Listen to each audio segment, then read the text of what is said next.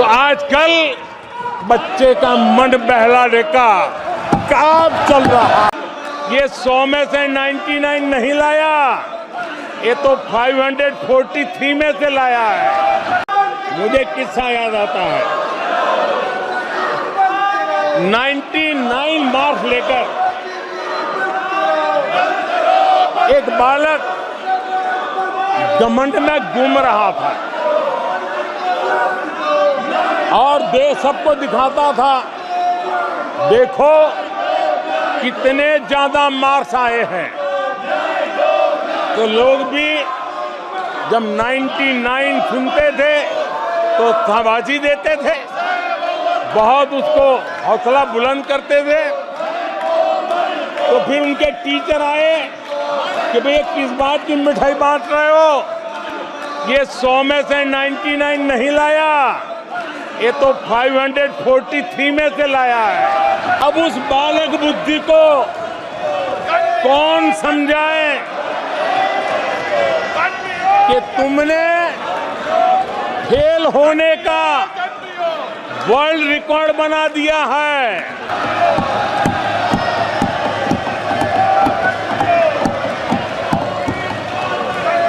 अब उस बालक बुद्धि को कौन समझाए कि तुमने फेल होने का वर्ल्ड रिकॉर्ड बना दिया है। कोई छोटा बच्चा साइकिल लेके निकला है और अगर वो बच्चा गिर जाता है, साइकिल से लुढ़क जाता है, रोने लगता है, तो कोई बड़ा व्यक्ति आकर के उसके पास पहुंच जाता है और उसको कहता है, देखो चींटी मर गई, देखो चिड़िया उड़ गई, अरे देखो तुम तो बहुत बढ़िया साइकिल चलाते हो, अरे तुम तो गिरे नहीं हो। ऐसा करके उसका जरा मन ठीक करने के लिए प्रयास करते हैं,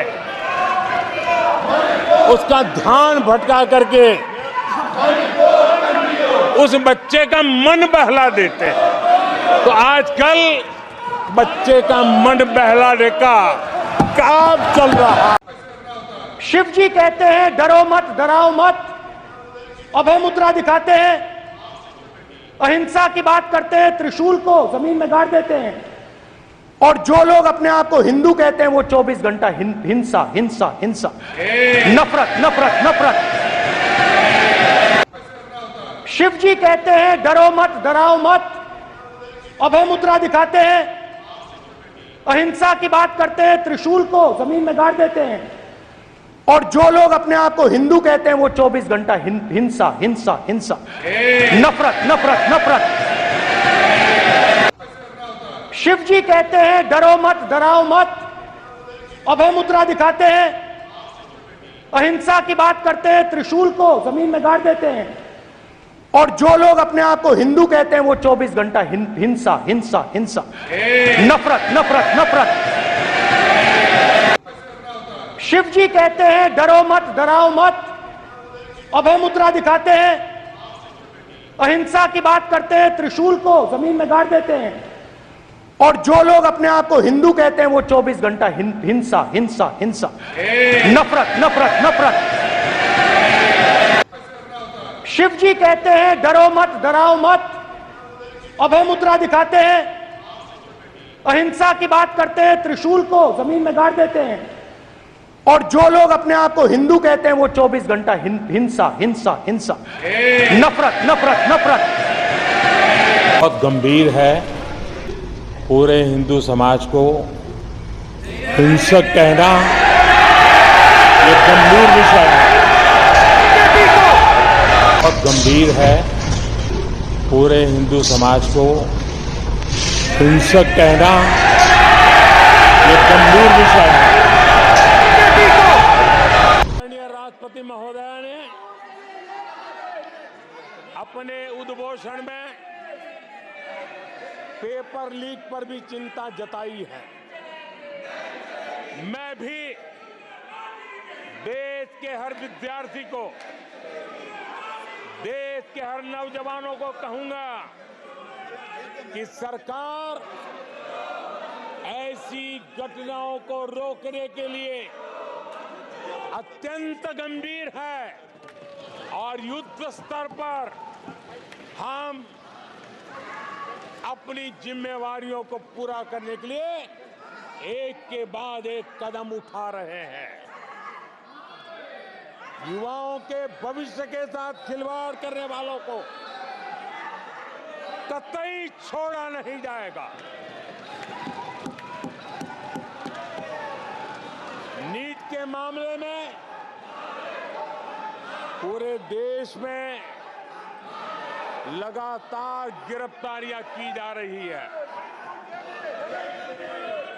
केंद्र सरकार पहले ही एक कड़ा कानून बना चुकी है। परीक्षा कराने वाले पूरे सिस्टम को पुख्ता करने के लिए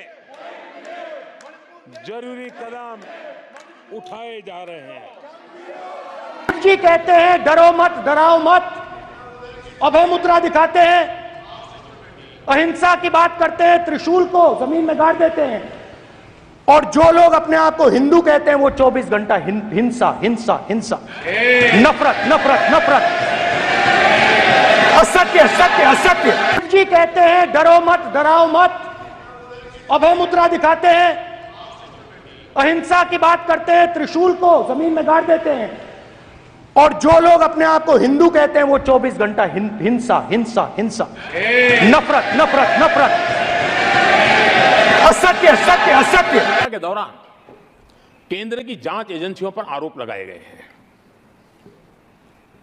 जांच एजेंसियों का ये सरकार दुरुपयोग कर रही है, ऐसा कहा गया है। आदरणीय सभापति जी, अब आप मुझे बताइए, भ्रष्टाचार करे आप, शराब घोटाला करे आप, बच्चों के क्लास के बनाने में घोटाला करे आप, पानी तक में घोटाला करे आप, आपकी शिकायत करे कांग्रेस, आपको कोर्ट में घसीट करके ले जाए कांग्रेस, और अब कार्रवाई हो तो गाली दे मोदी को।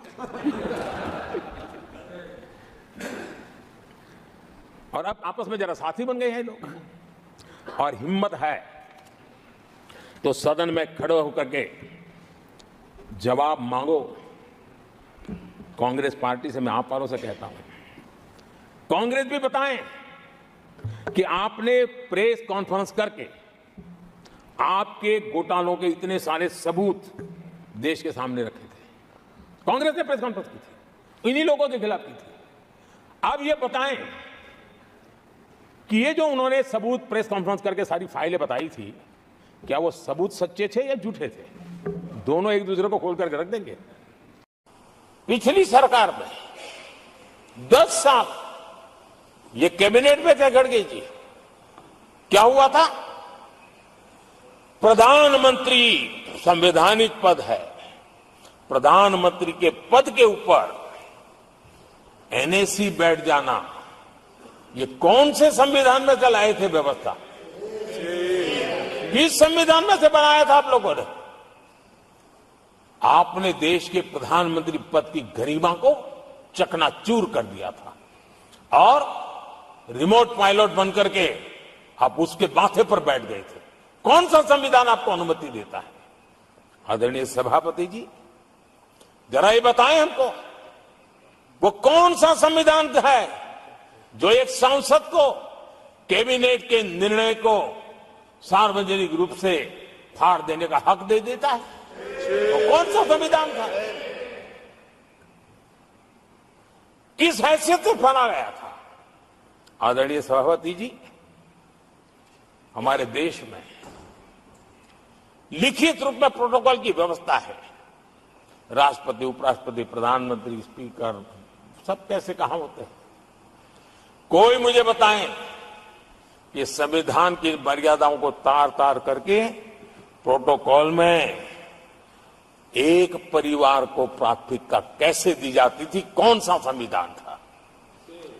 संवैधानिक पदों पर बैठे हुए लोगों बाद में एक परिवार के लोग पहले कौन से संविधान की मर्यादा रखी थी आपने, और आज संविधान की बातें करते हैं, संविधान लहराते हैं, जय संविधान कहते हैं। अरे आप लोग तो India is Indira, Indira is India के नारे लगा करके जिए हो। आपको संविधान की कोई आदर भाव कभी व्यक्त कर नहीं पाए हो।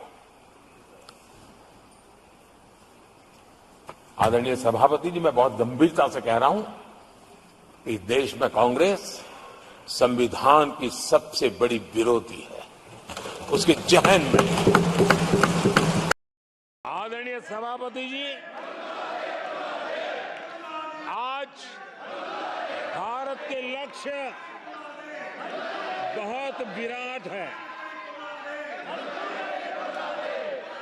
और आज भारत को एक ऐसी स्थिति पर 10 साल में पहुंचा है कि हमें खुद से ही स्पर्धा करनी है, हमें ही अपने पुराने रिकॉर्ड तोड़ने हैं और नेक्स्ट लेवल पर हमें हमारी विकास की यात्रा को ले जाना है।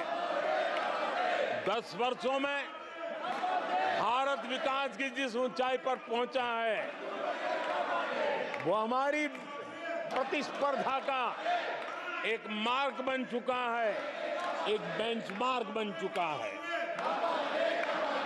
पिछले 10 साल में हमने जो स्पीड पकड़ी है, अब हमारा मुकाबला उसी स्पीड को और ज्यादा स्पीड में ले जाने का है और मेरा विश्वास है देश की इच्छा को हम उसी गति से पूरा करेंगे। आदरणीय सभापति जी, हम हर सफलता को, हर सेक्टर को नेक्स्ट लेवल तक ले जाएंगे। आदरणीय सभापति जी, 10 सालों में भारत की इकोनॉमी को 10 साल के अल्पकाल में हम 10 नंबर से इकोनॉमी को 5 नंबर पे ले गए हैं। अब हम नेक्स्ट लेवल पर जाने के लिए जिस गति से निकले हैं, अब हम देश की इकोनॉमी को नंबर 3 पर ले जाएंगे। आदरणीय सभापति जी, 10 सालों में हमने भारत को मोबाइल फोन का बड़ा मैन्युफैक्चरर बना दिया, भारत को मोबाइल फोन का बड़ा एक्सपोर्टर बना दिया।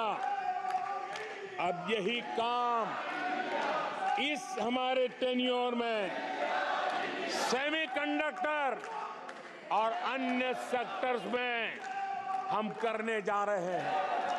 दुनिया के महत्वपूर्ण कामों में जो चिप्स काम में आएगी, वो चिप्स मेरे भारत की मिट्टी में तैयार हुई होगी, मेरे भारत के नौजवानों की बुद्धि का परिणाम होगा, मेरे भारत के नौजवानों के परिश्रम का परिणाम होगा।